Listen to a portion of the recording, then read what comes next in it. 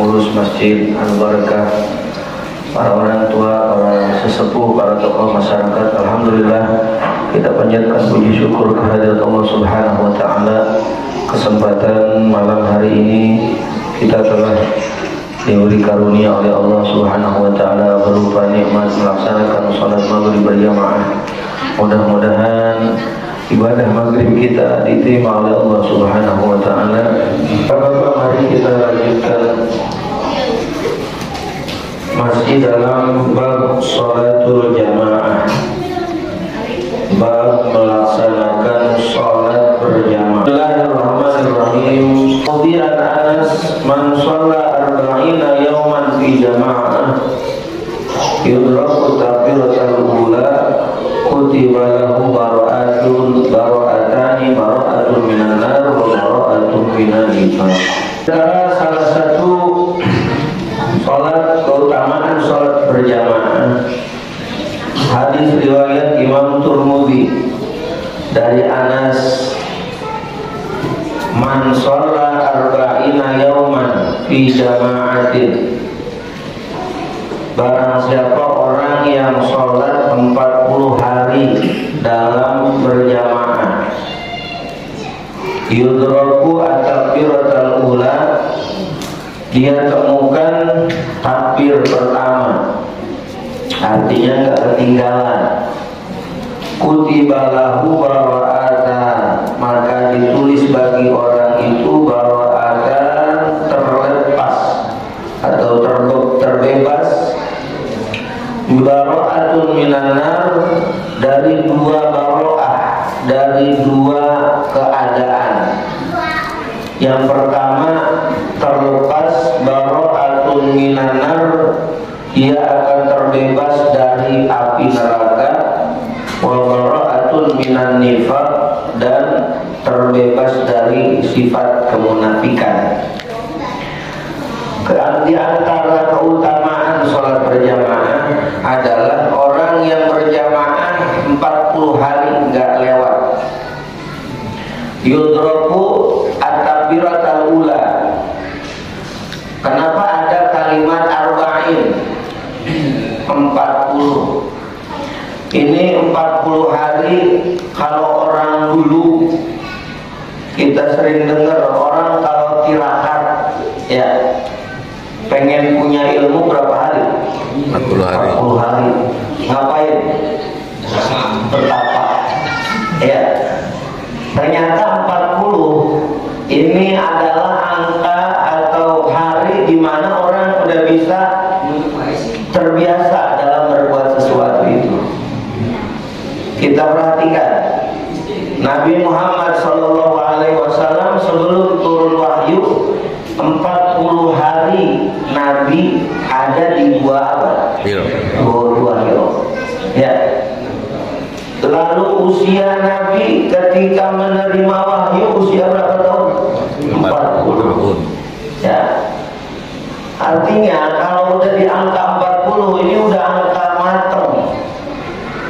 Maka kalau ada orang umur 40 belum mateng, belum mau ibadah, ini kata ulama dipertanyakan, apakah dia adalah orang yang bakalan selamat, apa dia orang yang celaka? Maka bisa dinyatakan kata para ulama, orang yang umur 40 tahun tapi dia belum mau kembali kepada Allah, maka orang itu dinyatakan naudzubillah, kemungkinan besarnya matinya su'ul khatimah. Naudzubillah. Karena apa? Angka 40 ini harusnya udah mantap. Ya. Yang belum 40 jangan nungguin 40. Tahun 40 tahun baru mau sholat, giliran umurnya nggak sampai 40 mati, kira-kira repot. Artinya dari kalimat hadis ini arba'in ini artinya ketika orang sudah membiasakan amalnya, minimal hari dia mengawali amal itu 40 hari dia paksakan untuk bisa istiqomah dalam satu amalan, maka insya Allah amalan itu akan terus istiqomah. Ya. Nah, orang yang istiqomah 40 hari dia tidak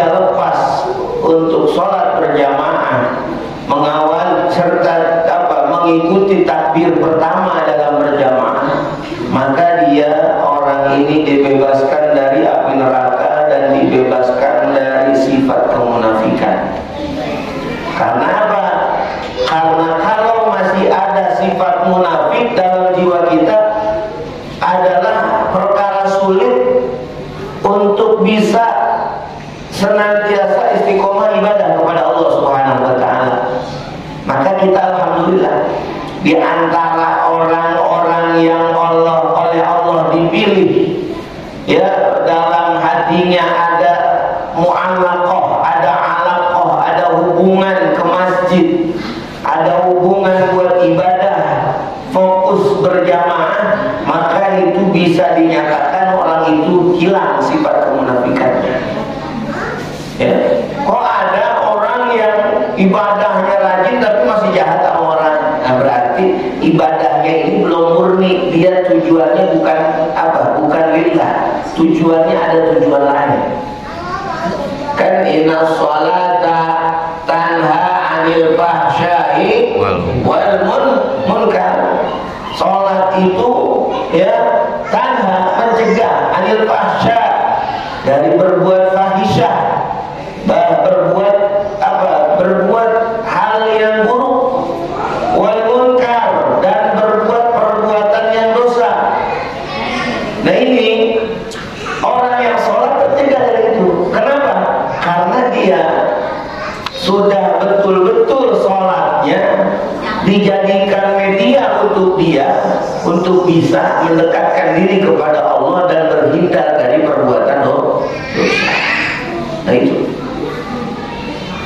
ya, atau riwayat Imam Turmudi dari Hasan, dari Anas bin Malik, orang yang sholat 40 hari, ya, selama itu dia berjamaah, lalu apa namanya, tidak ketinggalan takbiratul ula, takbir pertama di dalam sholat berjamaah, maka dia akan dijamin dibebaskan oleh Allah dari sifat kemunafikan dan dari api neraka. Wa Muslim wa Ahmad Utsman radhiyallahu anhu man shalla al-isya fi jamaah. Barang siapa yang sholat isya dalam berjamaah, ini sholat yang berat, ada apa? Ada tingkatannya. Sholat yang paling berat dan paling besar pahalanya, pertama adalah paling besar subuh. Ya, sholat subuh ini paling besar pahalanya, sekalipun cuma 2 rakaat, tapi paling gede pahalanya. Kenapa? Berat kan? Sholat subuh berat gak kira-kira? Berat. Bangunnya aja berat. Bangunnya aja sholat subuh, kata Nabi, orang itu harus menghadapi 3 ikatan setan, yang itu setan selalu mengikat di kepalanya orang muslim di saat dia tidur. Bangun, udah makan nih, jam berapa? Jam 4. Tapi nyender, akhirnya tidur lagi, ya. Nah, bangun-bangun jam berapa? Jam 5, ya. Nggak sholat berjamaah, ya. Itu 3 ikatan setan perlu perjuangan, Pak. Mana cara berjuangin? Pertama, dilepasin, lepas 3-tiganya lepas. Pertama, lepasnya pakai doa. Alhamdulillahilladzi ahyana ba'dama amatana wa ilaihi nusyur. Itu 3 lepasan bisa dilepas. Yang satu bisa dengan doa Alhamdulillahilladzi ahyana ba'da. Yang kedua, lepas dengan wudu. Maka kalau bangun buru-buru berdoa, Alhamdulillah, ya Allah, kau bangun saya. Ya, ini syukur, Pak. Kenapa? Anugerah. Enggak setiap orang dibangunin. Ada orang tidur dari sore, habis isya dia tidur. Enggak jamin tuh orang bisa bangun di tengah malam. Benar nggak? Anugerah nih, makanya kita baca Alhamdulillah. Alhamdulillah. Habis itu buru-buru bangun.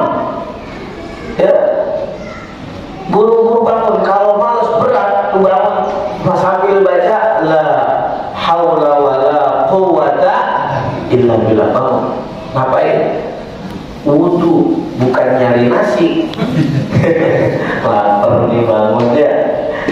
Wudu, kebuka tuh ikatan yang dua. Setelah wudu, sholat walau rokaaten maupun rakaat. Nah, 3 ikatan setan itu yang mengikat seorang muslim di saat tertidur itu udah terlepas. Maka orang-orang yang istiqomah dalam mengamalkan ini setiap hari, kata Imam Ghazali, maka orang itu akan mendapatkan pikirannya, akalnya adalah akal yang apa? Akal yang sehat, akal yang fresh. Karena apa?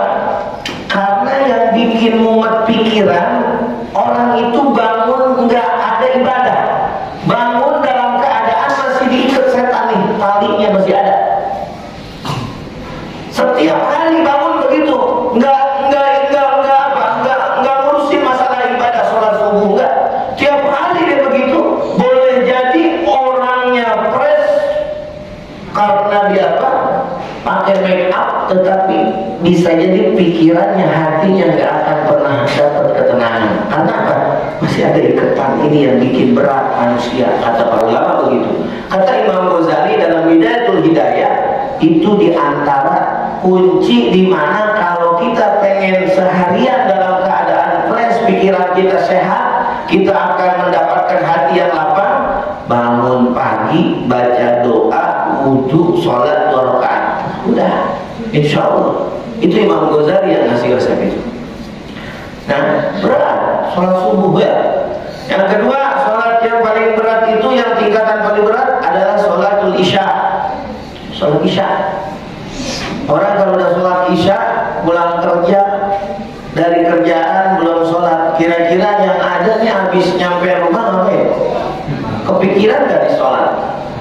Nah, ngopi dulu, semangat, capek macet. Ya, sholat isya dia nggak mau ngejar tamu, padahal dia naik motor bisa mampir ke masjid ketika ada isya. Tapi tamu nyampe rumah masih lega, sholatnya masih apa? Waktunya masih luas. Ya, waktunya masih panjang.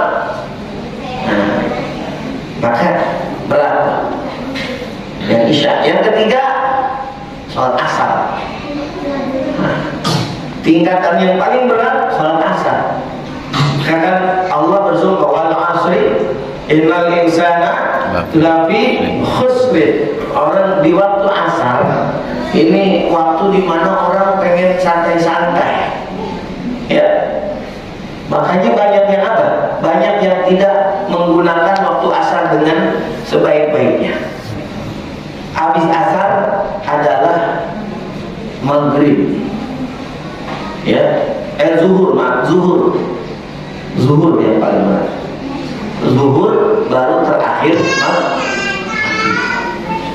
Nah, kata di sini orang yang sholat isya berjamaah, ya, riwayat hadis Imam Imam Ahmad, Imam Muslim dan Imam Ahmad dari Utsman radhiyallahu anhu, man shalla al-isya fi jamaah yudraka takbiratul ula kana kaqiyamin bismillah. Barang siapa orang yang melaksanakan sholat isya berjamaah, di awal dia menemukan takbir pertama, karena kaqiyamin bismillah, maka seolah-olah dia telah menghidupkan setengah malamnya dengan sholat. Ya, maka qiyamul lail itu, ya, kata para ulama, cukup dengan orang melaksanakan sholat isya berjamaah itu udah dapat qiyamul lail. Sholat isya berjamaah itu udah dapat qiyamul lail. Maka di bulan Ramadan,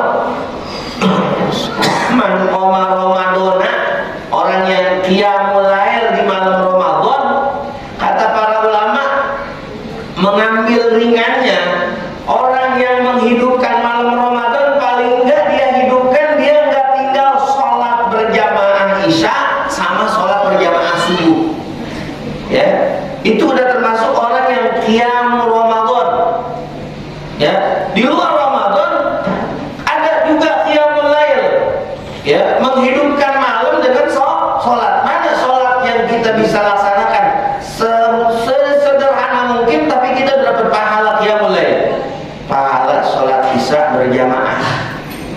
usahain sholat isya berjamaah, dapat pahala ibadah setengah malam dia pakai buat apa?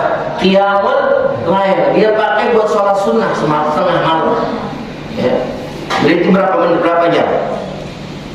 Kalau semalam berapa jam? 12 jam. 12 jam dibagi 2, setengahnya 6 jam. 6 jam dia pakai sholat. Gitu ya. Maka sholat isya, apalagi intizar. Nah, kayak kita nih hari ini, intizar sholat, ya, qabla sholat, menunggu waktu sholat sebelum datang waktu sholat. Waktu-waktu dari maghrib sampai isya ini waktu intizarnya afdal.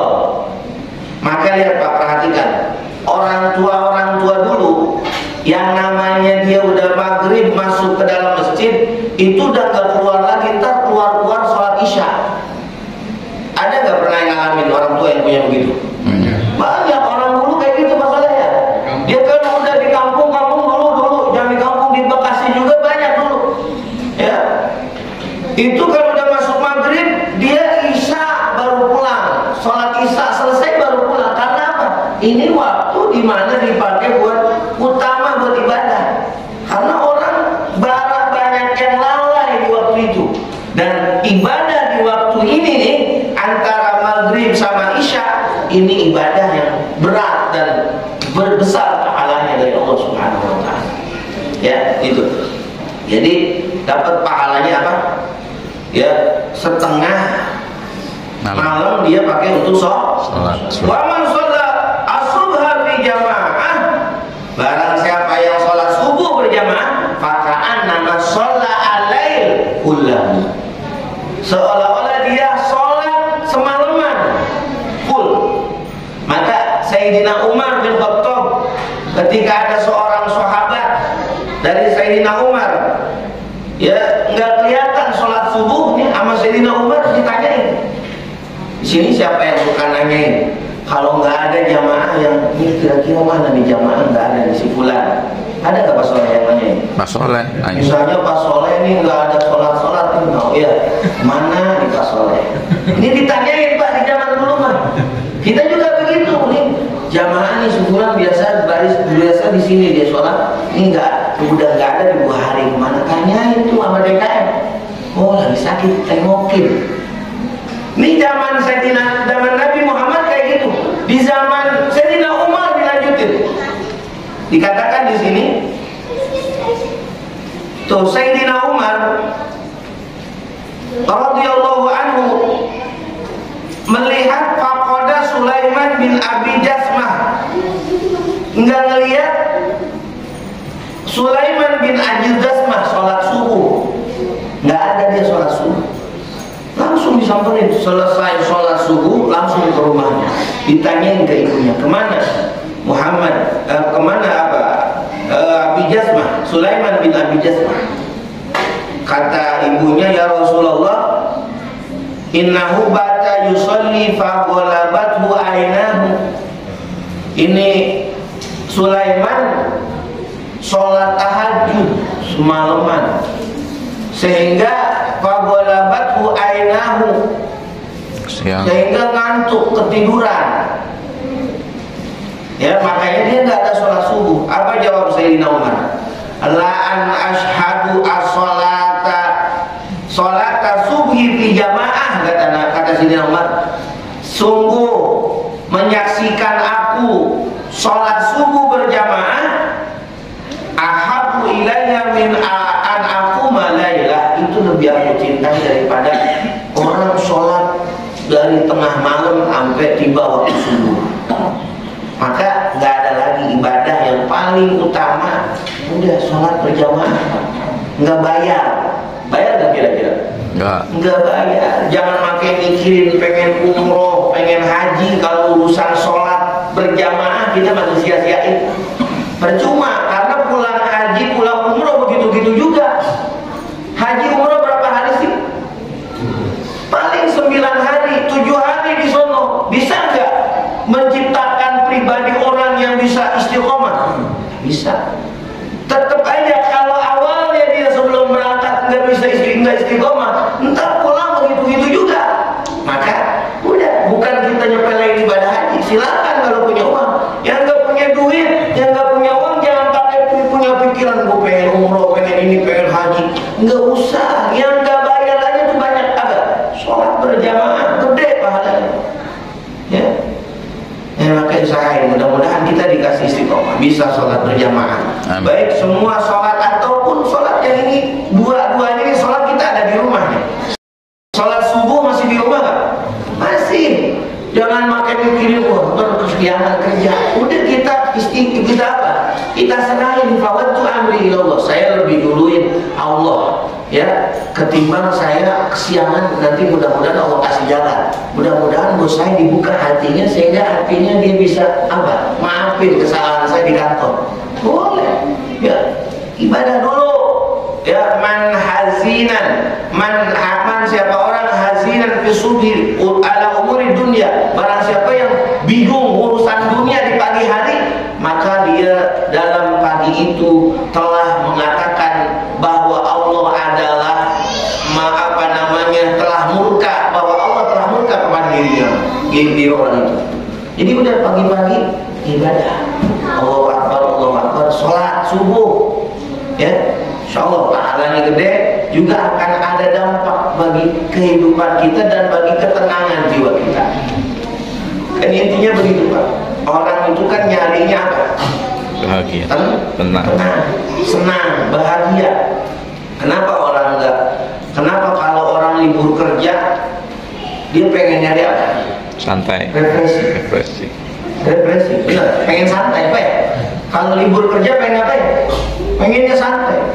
Nyari tempat yang kira-kira adem. Di mana? Puncak. Nyampe puncak macet. Bikin pusing apa bikin senang? Pusing. Bikin pusing. Ternyata ada kesenangan yang ibaratnya itu akan datang secara natural, enggak dipaksa-paksa, dan itu udah fitrahnya. Mana? Ibadah. Ya. Ibadah yang mendatangkan kesakinahan dalam hati manusia itu ibadah. Ya. Mana awalnya supaya kita sakinah dalam hati kita? Itu kata Imam Ghazali. Kita bangun subuh, ya, baca doa, wudu, sholat 2 rakaat. Udah gitu aja. Itu insya Allah sakinah. Coba Pak. Kalau nggak percaya, cobain. Kalau nggak manjur, ya bilang sama saya. Ya, kalau nggak manjur bilang sama saya. Gini Pak, bisa bedain. Orang bangun kesiangan, biasa dia bangun subuh, istiqomah, tiba-tiba kesiangan. Itu di siang itu, yang dia tadi kesiangan, itu pasti pikirannya nggak se-fresh di hari-hari yang biasa dia apa? Dia sholat berjamaah subuh. Itu dijamin. Bukan seorang 2 orang yang apa? Yang telah membuktikan. Banyak orang ngomong begitu. Ya, berarti ibadah itu ada memberi efek apa? Sakinah, ketenangan. Ya, Anda. Gitu ya. Lalu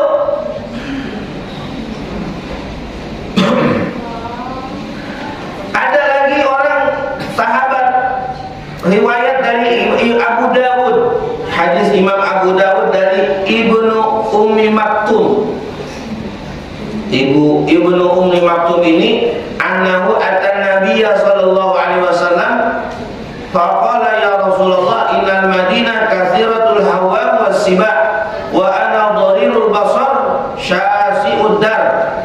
Ya Rasulullah, Ibnu Ummi Maktum ini adalah orang yang buta. Nanya ke Rasulullah, ya Rasulullah, Madinah itu banyak hawa itu wabah. Wasiba, banyak binatang buas. Wa ana dharirul basar. Maaf, hawam itu bukan wabah, apa, hama ya. Kayak binatang-binatang malam tuh, ya.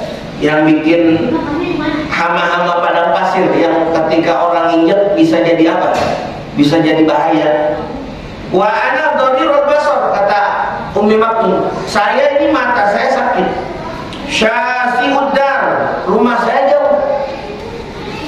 Ya, ini sahabat Ibu Ummi Maktum nanya ke Rasulullah, mata saya sakit, sedangkan Madinah ini apa, musim dingin, banyak penyakit, lalu apalagi banyak binatang buas. Wali qaidun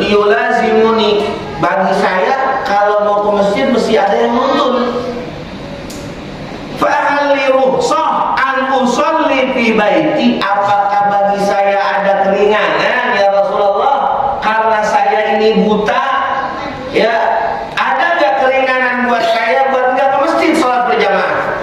Jawab Nabi, faqala, Nabi berkata, hal tasma'un nida, apakah engkau masih mendengar azan? Qala na'am, masih kedengeran ya Rasulullah azan. Qala, jawab Nabi, fa'ajib, maka engkau tunaikanlah panggilan azan itu. Artinya ya, fa inilah ajidu laka rukhsatan, kata Nabi, aku tidak temukan untukmu keringanan untuk meninggalkan sholat berjamaah. Itu orang buta. Kita buta nggak kira-kira? Pak, buta nggak? Enggak, sehat, kaki masih sehat, ya mata masih jelas, ya tenaga masih kuat, benar? Rumah nggak begitu jauh dari masjid, dekat. Apa itu jadi rukhsah? Nggak ada. Sayyidina Umi Maktum aja orang buta, rumahnya jauh, ya banyak apa rintangan di perjalanan ketika mau berangkat ke masjid. La ajidu laka rukhsah, kata Nabi, aku nggak temukan keringanan untukmu. Sekarang bagaimana orang yang rumahnya dekat masjid, masih sehat, matanya awas, tapi nggak ke masjid? Apa itu buat rukhsah? Nggak bisa. Maka pendapat ini ada ulama yang mengatakan sholat berjamaah itu wajib hukumnya, ya wajib. Maka ayo Pak, bareng-bareng. Ini jangan nunjuk siapapun, nunjuk diri sendiri. Ayo bareng-bareng kita niatkan, mudah-mudahan saya bisa istiqomah berjamaah sampai saya akhir hayat saya. Amin. Insya Allah itu akan dijamin. Orang yang bisa istiqomah berjamaah sholatnya, ya dijamin orang itu bakalan selamat dari api neraka, dan insya Allah min husnul khatimah, orang itu matinya husnul khatimah. Amin. Ya, niatin berjamaah. Ya Pak ya, bareng-bareng. Iya ya, saya sehat. Ntar aja giliran udah nggak sehat, nyesel. Kaki udah apa? Samurat. Kaki udah berat. Kalau dipakai duduk lama, kesemutan. Benar nggak? Banyak semut. Iya, banyak semutnya. Kalau dipakai sujud lama-lama, pegel, kram. Itu udah ibadah tuh udah sulit sempurna. Maka ibadah jangan nungguin tua. Ya, kata Nabi kepada Sayyidina Abdullah bin Abbas, ya, ihfazillah yahfazka. Hei Abbas, Sayyidina Abbas, kata Nabi, ya, Ibnu Abbas, Abdullah bin Abbas, engkau masih muda, ihfazillah, jaga olehmu Allah. Dengan apa? Bimtizali awamirillah wajdinabin nawahi. Jaga olehmu Allah dalam dirimu, masih muda.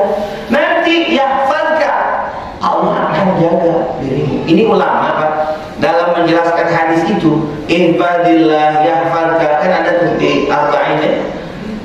Ini kata para ulama, orang yang semasa mudanya bisa menjaga ibadahnya kepada Allah, bisa berhindar dari perbuatan-perbuatan dosa, maka ntar Allah jaga di masa tuanya. Kesehatannya dijaga oleh Allah, fungsi anggota tubuhnya dijaga oleh Allah. Ya, kalau itu anggota tubuh dipakai buat maksiat semasa hidupnya, maka bisa Allah jamin tuh orang bisa terjaga apa fungsi daripada anggota tubuhnya. Ya, maka bagaimana caranya supaya kita jadi masa tua, di masa pensiun, di masa kita sudah seharusnya istiqomah? Jaga ibadah kita semasa muda, kata para ulama, dengan kalimat ihfazillahi, ya ihfazillaha yahfazka. Jagalah Allah dalam dirimu, bimtizali awamirillah wajdinabin nawahi, ya fisyibban, dalam masa mudamu, ya nanti yahfazka fisyuyuh, nanti Allah akan jaga masa tuamu, dijaga, dirawatin oleh Allah. Jadi jangan, kita lihat aja, perhatiin dulu saya, wah ini kaki sering-seringnya dipakai maksiat, Kalau buat maksiat gampang banget nih langkahinnya. Mata, apalagi mata, bener gak? Mata nih kalau buat lihat yang menor-menor, yang cakep-cakep, yang bahenol, wah itu mata nggak perlu disuruh, langsung aja mata sendiri, bener gak? Ngomong aja Pak terus terang, Ustaz juga ngeliat, bukan ngeliatin begitu, ya Ustaz juga ngeliat. Kayak tiap hari pegang Paha ayam. Ya. Artinya apa? Istighfar, astagfirullah, ya. Entar Allah kasih apa? Allah kasih kita, insya Allah kita bisa apa? Dijaga nih diri kita, badan kita, fungsi mata kita oleh Allah Subhanahu wa Ta'ala. Abdullah bin Ummi Maktum, ya. Falam yamna'u min itbaih uzrun. Enggak ada satupun uzur untuk bisa kau mencegah atau engkau ini bisa ninggalin sholat berjamaah. Begitu. Atau mana yang bisa menjadi uzur sholat berjamaah? Pertama, khaufun, takut. Kayak kemarin tuh COVID, takut bahwa orang ketemu salaman langsung cuci tangan dulu. Benar? Biasanya makan aja nggak pernah cuci tangan. Giliran ada COVID jadi cuci tangan. Nah, berarti ini orang tadinya dia nggak ngerasa bahwa agama ini udah ngajarin dari sejak dulu cuci tangan. Ya, bukan alergi sama orang mau makan cuci tangan, ini tiba-tiba ada COVID semua dicuci. Habis megang duit cuci tangan. Benar nggak? Habis megang tangan orang cuci tangan. Habis apa lagi? Habis makan cuci tangan, bangun tidur cuci tangan. Khaufun. Nah, itu ada uzur. Boleh. Cuman kalau memang sungguh-sungguh benar adanya itu penyakit, ya, begitu. Bukan kemarin apa? Bukan dibuat-buat, ya.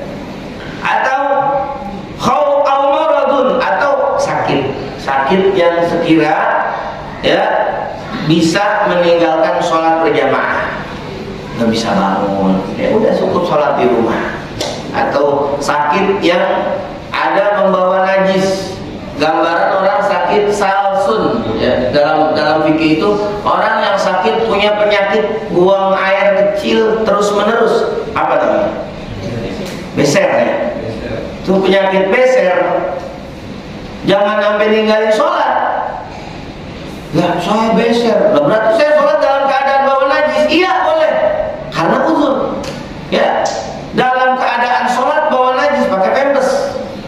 Wah, saya nggak bisa sholat nih karena saya punya penyakit beser. Nggak bisa. Dihukumin sama orang ahli fikih. Ketika orang punya penyakit begitu beser, masih ada kewajiban sholat. Ngapain sholatnya? Segera adzan tiba, langsung wudhu, langsung sholat. Lagi sholat keluar, itu ma'fu, dimaafkan. Mana itu uzurnya orang boleh meninggalkan sholat? Pertama, junun, hilang akal. Gila udah, selama madamal aklu, selama masih ada akal, masih wajib sholat. Makanya ada sholat orang sakit. Orang sakitnya nggak bisa diri, duduk. Orang sholat asapa, sholatnya nggak bisa duduk berbaring, sholatnya nggak bisa berbaring, miring, sholatnya nggak bisa miring, apa? Pakai isyarat. Terakhir udah nggak bisa ngapa-ngapain, disolatin, ya, disolatin. Jadi nggak ada alasan, saya lihat panas dingin. Kalau wudhu saya mati nih. Oh, karena kenapa? Kena air, udah kagak sholat. Agama enak aja. Idza dhaqa ittasa'a, kata ahli usul fikih. Apabila agama itu semakin terjepit, ittasa'a, maka hukum akan semakin luas. Jangan makin kejepit makin subuh. Oh, saya sakit. Bapak Allah juga tahu saya sakit. Enggak begitu. Selama sakitnya masih ada akal, itu masih wajib sholat. Ya, sibuk. Ya, karena kesibukan. Selama itu nggak jadi alasan, nggak bisa jadi alasan tuh sibuk jadi tinggalin sholat. Orang lagi hajatan, lagi resepsi. Nah, biasanya banyak ada nih orang sohibul hajat yang nggak pada sholat gara-gara resepsi. Nggak ada alasan sedikit pun satupun ulama fikih yang membolehkan gara-gara resepsi orang boleh ninggalin sholat. Nggak ada. Sholat, Pak. Sholat. Ya, berapa menit sih sholat? Paling yang dia tinggal yang dia sibuk waktu apa? Zuhur sama asar. Isya kan udah selesai. Bener? Sholat. Mungkin ada halangan kan? Kenapa? Mungkin ada halangan yang kali. Halangannya apa? Ya mungkin dapat. Oh, kalau lagi dapat ya itu halangan mutlak. Kalau yang nggak dapat orang laki kan, kadang-kadang orang laki tinggal dia sholat, nah, nggak ada uzur buat ninggalin sholat tuh gara-gara hajatan, gara-gara apa? Laki juga dapat kan? Laki dapat apa? Malasnya. Males, ya, itu. Paham? Jadi gitu ya. Madaman aklu nggak ada, selama ada akal maka di situ tidak ada hukum apa boleh meninggalkan sholat. Berjamaah nggak ada alasan, jauh dari masjid ataupun buta ataupun banyak rintangan di tengah jalan, itu tidak jadi alasan untuk tidak sholat berjamaah. Ya. Sekarang bab siapa orang yang berhak menjadi imam dan bagaimana posisi imam di dalam sholat. Dikatakan wa Abu Syekh an Abi Hurairah, riwayat Abu Syekh dari Abi Hurairah, ar-rahmatu tanzilu alal imam summa man ala yaminihil awal fal awal. Ini sholat itu ketika berjamaah sholat, maka rahmat Allah turun pertama kali alal imam, bagi imam. Ya, lalu lalu rahmat itu turun ala yaminihil ula, ala yaminihil awal fal awal. Lalu setelah imam ala yaminih, orang-orang yang sholat di belah kanan. Ya, yang awal, yang paling pertama, sop pertama itu afdol. Ya, sop yang paling pertama itu afdol. Maka jangan apa, jangan dorong-dorong. Depan Pak, nggak kelar-kelar. Buru-buru, coba Pak nih. Bapak yang udah pernah ngerasain bagaimana di Masjidil Haram, di Masjid Nabawi, kalau udah mulai Allahu Akbar tuh orang jalannya jadi apa? Cepet. Jadi cepat. Mau ngapain?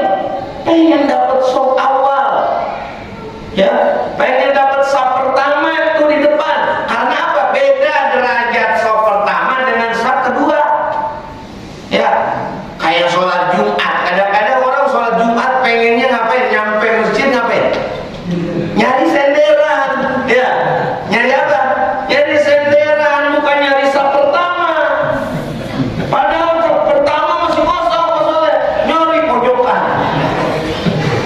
Tahiyatul masjid, habis tahiyatul masjid pasang jurus, duduk aja begini, merem. Ingat-ingat ngapain? Hah? Ingat-ingat udah lagi sholat. Oh, saya zikir Pak Ustaz. Zikirnya mah iya, tapi ya zikirnya paling 5 menit. Ya, meremnya ini Pak yang lamanya. Biasanya begitu kalau yang namanya sholat Jumat ya. Ya, cari barisan pertama. Itulah afdal ya. Yang pertama, lalu paling kanan. Ya, belah kanan. Dikatakan dalam hadis yang lain, innallaha ta'ala wa malaikatahu yusholluna ala shaffil awal.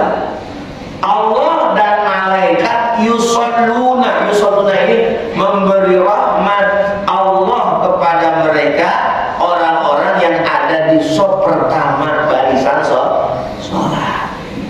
Ya, begitu. Derajat pertama imam paling pertama tuh. Ya, lalu orang-orang yang ada di saf pertama. Nah, man amma qauman falyattaqillah, bagaimana syaratnya jadi imam? Man amma qauman kitabillah. Orang yang berhak jadi imam, orang yang bisa menjaga ketakwaan dia kepada Allah. Nah, kriterianya dalam fikih, ghairu fasiqin, orang ini bukan orang yang terbiasa berbuat salah. Mana diantaranya? Dia nggak berani buka aurat, pakai kolor doang, di atas dengkul, di atas lutut, kemana-mana. Itu maaf, itu nggak masuk tuh kriteria dalam fikih orang yang berhak menjadi imam. Paling nggak kalau kita jadi imam, jaga muru'ah, jaga kehormatan, jangan sampai aurat kita dibuka di muka umum. Kan laki-laki aurat ma baina surrawar warukbah, antara pusar sampai lutut, tutup. Kalau kelihatan orang, walaupun orang laki-laki, itu dosa. Membuka aurat di muka, bukan hanya perempuan yang dosa, kita juga bisa jadi jaga aurat. Maka pakai celana paling nggak di bawah lutut, ya. Kalau apa namanya, mau di atas, mau di bawah lutut, mau full boleh, kemana-mana. Jangan pakai apa, keluar rumah jangan pakai kolor doang, apalagi kolor yang apa yang di paha itu. Nah itu jaga. Ini diantara man amma qauman falyattaqillah, jaga ketakwaannya. Artinya kata para ulama ahli fikih, jaga muru'ah seorang imam, jangan sampai dia terbiasa membuka auratnya di depan orang banyak, begitu ya. Jangan di depan orang banyak, Pak, di muka sendiri, telanjang bulat, mandi ataupun tidur ataupun di luar orang nggak pada lihat, itu makruh hukumnya, makruh. Maka jangan dibiasain. Ya, udah isya, dikit lagi ya, cepetan ya. Amma qauman, jadi apa menjadi imam harus takwa, paling nggak jaga muru'ah ketakwaan dia kepada Allah. Wal ya'lam annahu dhaminun mas'ulun lima dumina, sesungguhnya imam itu bakal bertanggung jawab. Nah maka pilih imam, pilihan pertama adalah aqra'uhum, yang paling aqra', yang paling bagus bacaannya, wa afqahum, dan paling bagus fikihnya. Ini orang bagus bacaannya dan bagus juga fikihnya, dia lebih utama. Ada lagi, kalau nggak bagus, misalnya ada dua nih orang, dua-duanya sama, yang dua-duanya bagus juga bacaannya, bagus juga fikihnya, seimbang. Berarti siapa yang lebih berhak jadi imam? Orang yang dua itu kalau masih seimbang, yang berhak jadi imam adalah yang paling lama di kampung itu, yang paling lama di kampung itu, ya. Oh sama, dua-duanya memang orang asli situ. Nah, yang paling tua umurnya, ya, sama nih, fikihnya, bacaannya bagus, umurnya sama, apalagi tinggalnya di situ emang bareng-bareng dari kecil ya, artinya orang asli situ. Nah, kata ulama, siapa yang berhak? Yang punya istri dua. Iya. Mana di antara yang dua yang punya istrinya dua? Oh, kalau cuma satu, ya udah deh, sweet. Ya, siapa yang maju berhak duluan? Jadi jangan sembarangan kita main ngangkat imam yang nggak ada tanggung jawab dalam hal persyaratan menjadi imam. Paling nggak buat para imam, jaga nih aurat nih, keluar rumah jangan buka aurat, paling nggak kayak gitu. Itu paling minim ya. Karena kalau yang kita lengkap banget, ya iya bacaannya bagus, ya iya fikihnya bagus, ya iya apalagi, ya iya waroknya juga, oh ya.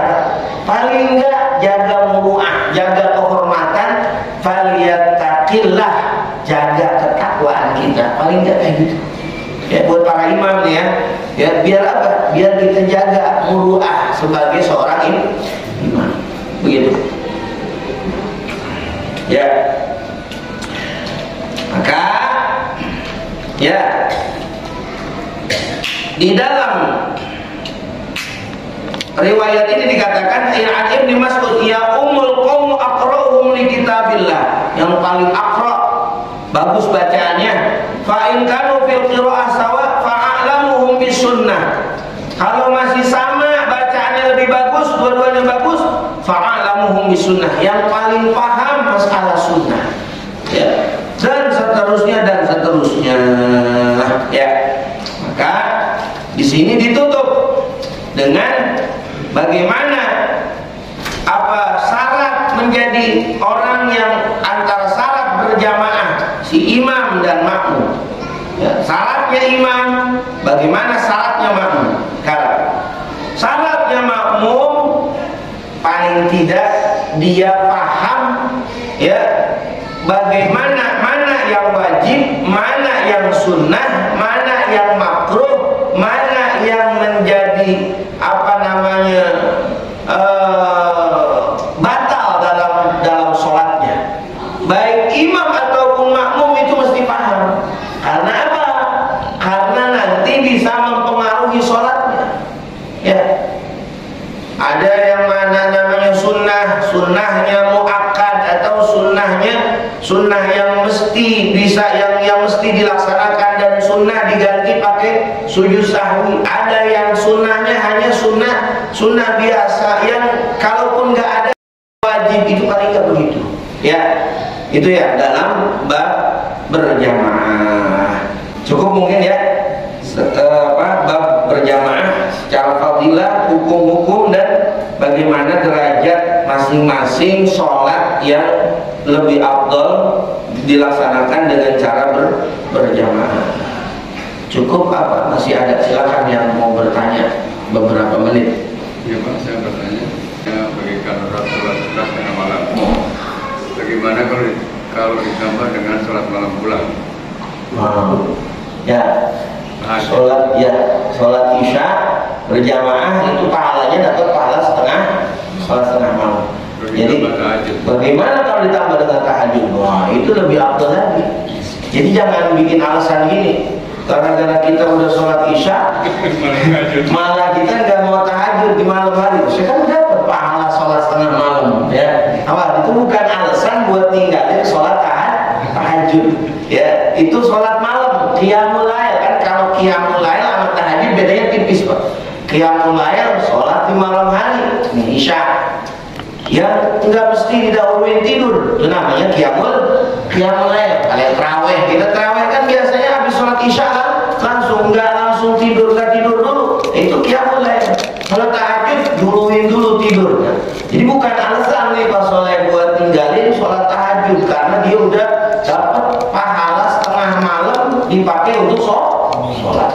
Kalau sholat isya ya, sholat sunnahnya juga ya, lalu malam dia bangun tahajud, wah ini afdal, ini orang yang apa? Istiqomah, anugerahnya sangat besar buat orang itu dari Allah ya. Cukup. Masalah ya? Tapi berarti saya keliru. Makanya saya mau terbuka. Jadi ada teman ya, dia bertanya begini, Mas Alim bagaimana ya? Dia berada di waktu asar di lapangan, tapi waktu itu dia sedang ada trouble sehingga dia tidak layak menggunakan sholat asar. Padahal saya apa trouble-nya? Ya, saya terkejut sampai tinggal. Ya, dan airnya itu tidak air bersih katanya. Nah, bagaimana saya sholatnya?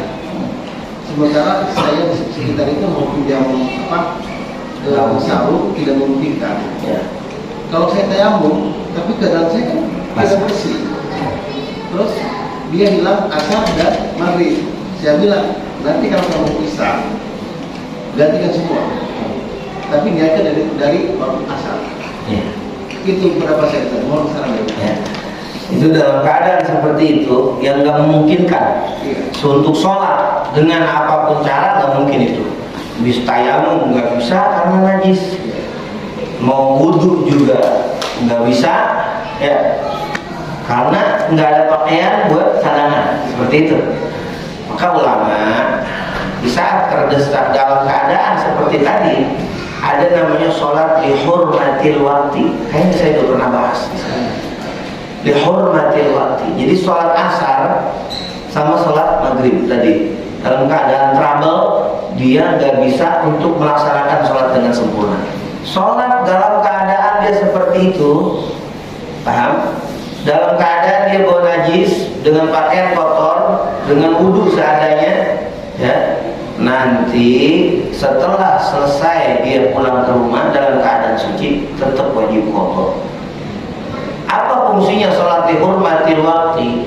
Sholat untuk menghormat waktu sholat datang, tapi tidak dia melaksanakan sholat itu dengan sempurna. Kata ulama, seandainya dia nggak sampai umurnya ngodoin sholat itu, ya, nggak sempat dia qadha, nggak sempat dia bayar, keburu mati sebelum nyampe rumah, itu dari lakukan. Paham? Jadi sholatnya dihormatil waktu. Jadi nggak dosa dia. Kalau misalnya dia pendek umur, belum nyampe rumah, belum bisa mandi bersih, tapi dia udah pendek umur, nah itu udah dihitung sholat. Nggak wajib qadha. Kalau memang dia masih ada umur, dia wajib qadha. Paham? Caranya sama sholatnya, Pak? Sama sholatnya, sholat isya, sholat asar 4 rakaat. Walaupun celana pendek misalnya. Walaupun dia nggak nutup aurat. Sama kayak orang lagi di tengah jalan naik mobil umum, maghrib, macet, di tol, nggak bisa turun kan? Rest area bukan punya kita, karena kita emang nggak bisa nggak bisa wudhu, nggak bisa tayamum. Kalau tayamum mungkin. Di saat itu kita, wah, nggak mungkin kita turun buat sholat maghrib. Sholat di kendaraan, lihormatil waktu kata mereka. Ya, lihormatil waktu. Entar nyampe rumah, sholat lagi, qadha jatuhnya. Kan? Itu biar kita menggugurkan kewajiban.